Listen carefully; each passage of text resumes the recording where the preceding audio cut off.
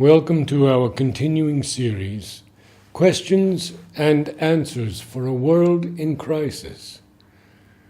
Today's subject is money, part 3, the conclusion of this series.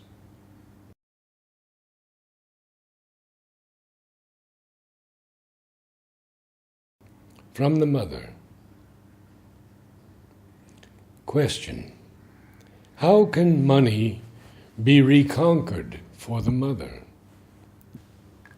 Mother: there is a hint here.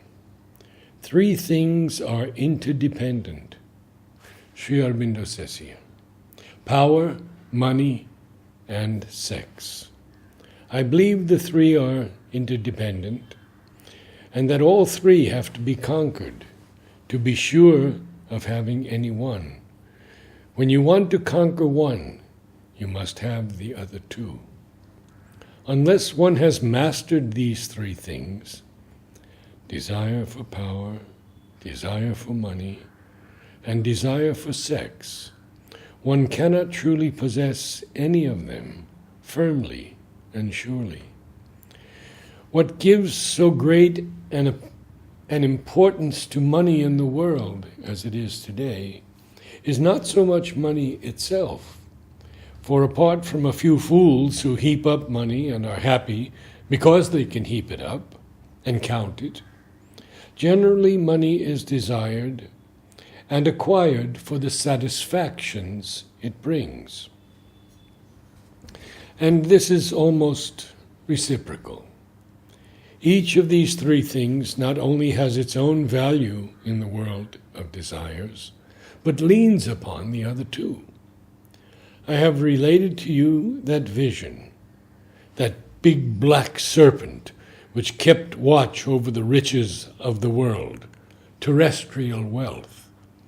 He demanded the mastery of the sex impulse, because, according to certain theories, the very need of power has its end in this satisfaction. And if one mastered that, if one abolished that from human consciousness, much of the need for power and desire for money would disappear automatically. Evidently, these are the 3 great obstacles in the terrestrial human life, and unless they are conquered, there is scarcely a chance for humanity to change. From Sri Aurobindo: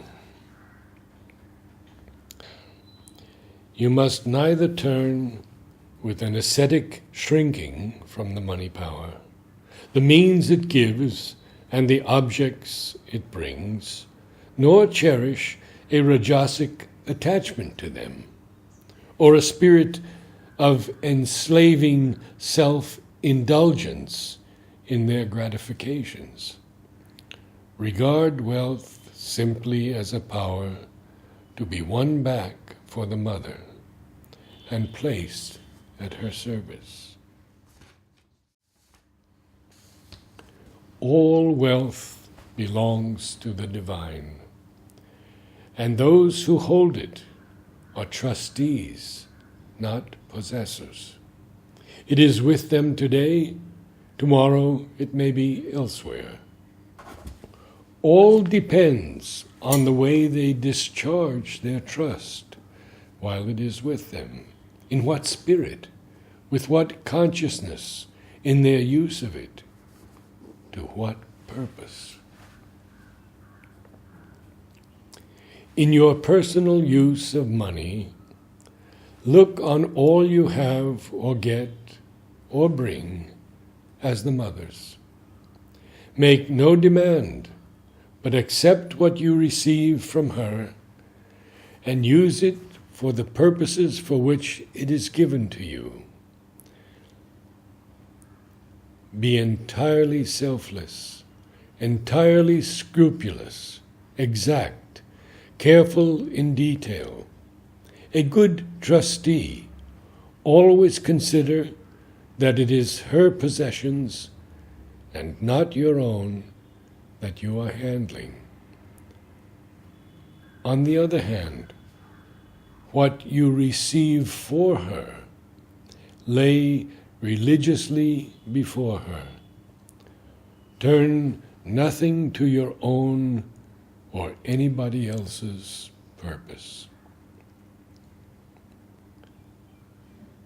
Do not look up to men because of their riches, or allow yourself to be impressed by the show, the power, or the influence.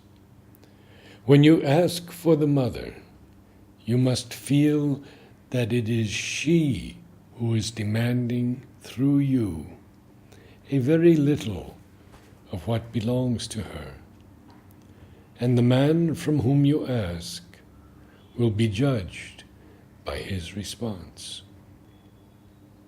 If you are free from the money taint, but without any ascetic withdrawal, you will have a greater power to command the money for the divine work. Equality of mind, absence of demand, and the full dedication of all you possess and receive, and all your power of acquisition to the divine Shakti and her work, are the signs of this freedom. Any perturbation of mind with regard to money and its use, any claim, any grudging, is a sure index of some imperfection or bondage. The ideal sadhaka in this kind is one who, if required to live poorly, can so live, and no sense of want will affect him or interfere with the full inner play of the divine consciousness. And if he is required to live richly, can so live, and never for a moment fall into desire or attachment to his wealth, or to the things that he uses, or servitude to self-indulgence, or a weak bondage to the habits that the possession of riches creates. The divine will is all for him, and the divine Ananda.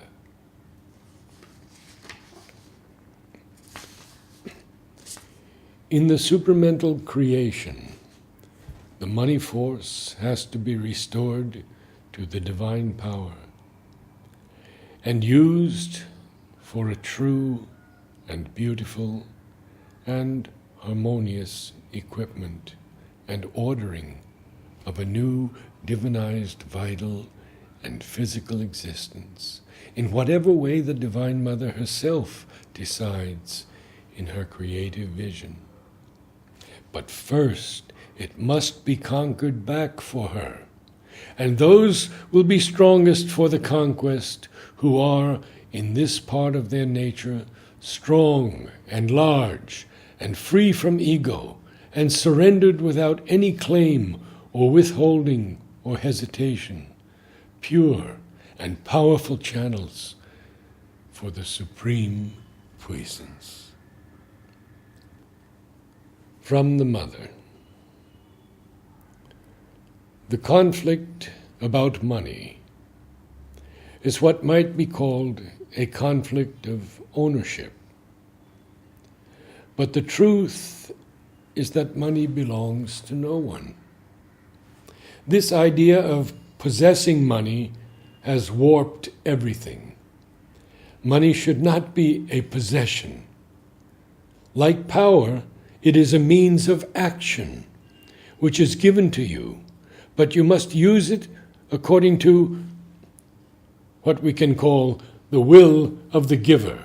That is, in an impersonal and enlightened way. If you are a good instrument for diffusing and utilizing money, then it comes to you. And it comes to you in proportion to your capacity to use it as it is meant to be used.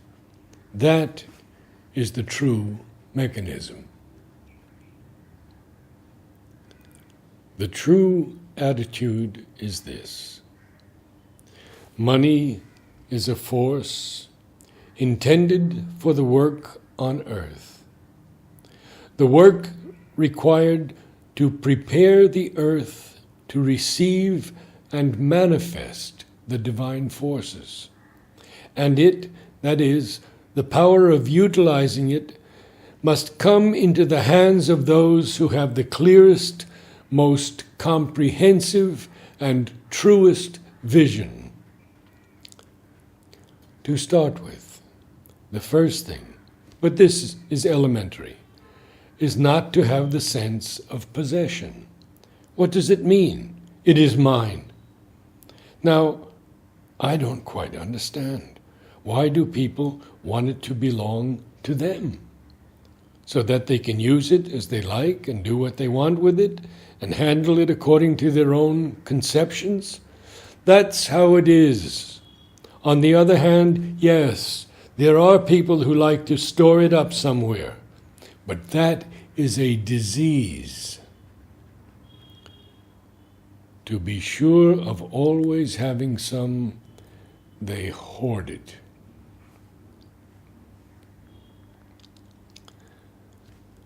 But if people understood that one should be like a receiving and transmitting station, and that the wider the range, just the opposite of personal, the more impersonal, comprehensive, and wide it is, the most force it can hold. Force, that is translated materially, notes and coins. This power to hold is proportional to the capacity to use the money in the best way. Best in terms of the general progress, the widest vision, the greatest understanding, and the most enlightened, exact, and true usage. Not according to the warped needs of the ego, but according to the general need of the earth for its evolution and development. That is to say, the widest vision will have the largest capacity. Namaste.